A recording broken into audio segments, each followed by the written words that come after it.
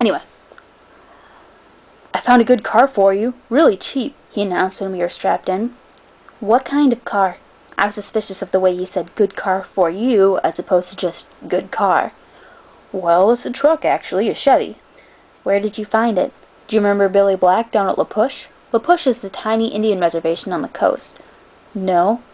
He used to go fishing with us during the summer, Charlie prompted. That would explain why I didn't remember him. I do a good job of blocking painful, unnecessary things from my memory. She should have blocked this whole story from her memory. That would have been great. He's in a wheelchair now, Charlie continued when I didn't respond, so he can't drive anymore, and he offered to sell me his truck cheap. What year is it? I could see from his change in expression that it was a question he was hoping I didn't ask. Well, Billy's done a lot of work on the engine. It's only a few years old, really. I hoped he didn't think so little of me as to believe I would give up that easily. When did he buy it? He bought it in 1984, I think. Did he buy it new?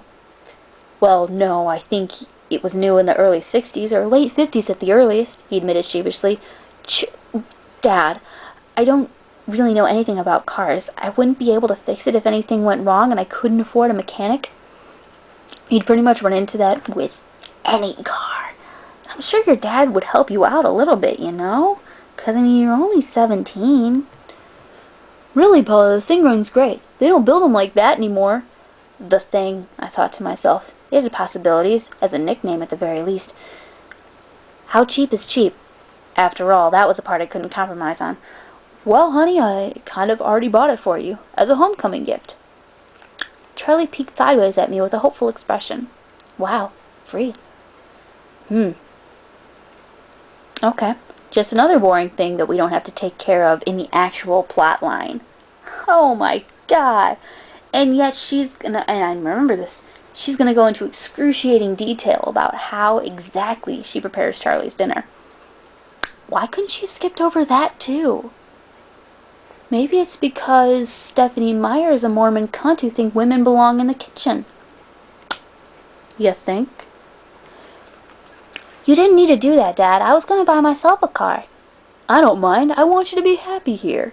He was looking ahead at the road when he said this. Charlie was uncomfortable with expressing his emotions out loud. I inherited that from him, so I was looking straight ahead as I responded. Okay. She's also not comfortable expressing her emotions out loud, so that kind of explains why she just kind of, at Edward, the whole book, just derp. That's really nice, Dad. Thanks. I really appreciate it. No need to add that my being happy in Forks is an impossibility. You didn't need to suffer it along with me. And I never looked a free truck in the mouth, or engine. Okay. You don't want him to suffer along with you. Now see, here's the thing. That's classic angsty teen right there. Angsty teen. Not normal teen, angsty teen. Now, admittedly, I don't know what normal teen is because I was an angsty teen in high school at about 17, like she is, but still, that's not healthy. You should at least say, I'm not looking forward to this. You can say that. Well, now you're welcome, he mumbled, embarrassed by my thanks. We exchanged a few more comments on the weather, which was wet, and that it was pretty much it for conversation. We stared out the windows in silence. And that's all. She didn't actually say what they said. Plot holes! It was beautiful, of course. I couldn't deny that. Everything was green. The trees, their trunks covered in moss, their branches hanging with a canopy of it, the ground covered with ferns. Even the air filtered down greenly through the leaves. It was too green, an alien planet. Eventually we made it to Charlie's. He lived in the small two-bedroom house that he'd bought with my mother in the early days of their marriage. Those were the only kind of days their marriage had, the early ones. There, parked on the street in front of the house that never changed, was my new to me, truck. It was a faded red color with big, rounded fenders and a bulbous cab. To my intense surprise, I loved it. I didn't know if it would run, but I could see myself in it. Plus, it was one of those silent iron affairs that never get damaged, the kind you see at the scene of an accident, paint unscratched, surrounded by the pieces of the foreign car it had destroyed. Wow, Dad, I love it! Thanks! Now my horrific day tomorrow would be just that much less dreadful. I wouldn't be faced with the choice of either walking 2 miles in the rain to school or accepting a ride in the Chief's cruiser. I'm glad you like it, Charlie said gruffly, embarrassed again. Okay, so all of a sudden she likes it. Whatever. Actually, I think I would like that car too. I'm not gonna lie. That is actually a pretty cool car. Let's see here. It only took one trip to get all my stuff upstairs. I got the west bedroom that faced out over the front yard. The room was familiar. It had been someone did a bad job translating this. It had belonged to me since I was born.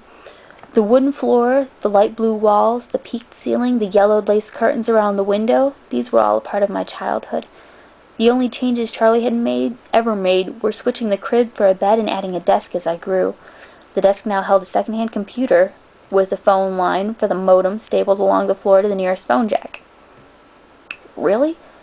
I never had a computer. Okay, I did have a computer in my room when I was her age, but it was a big fucking desktop that ran off of Windows 95, and it had no internet access. Wow. Okay. This was a stipulation from my mother so that we can stay in touch easily. Isn't there a study or something that she can have her computer in down there? The rocking chair from my baby days was still in the corner. There was only one small bathroom at the top of the stairs, which I would have to share with Charlie. I was trying not to dwell too much on that fact.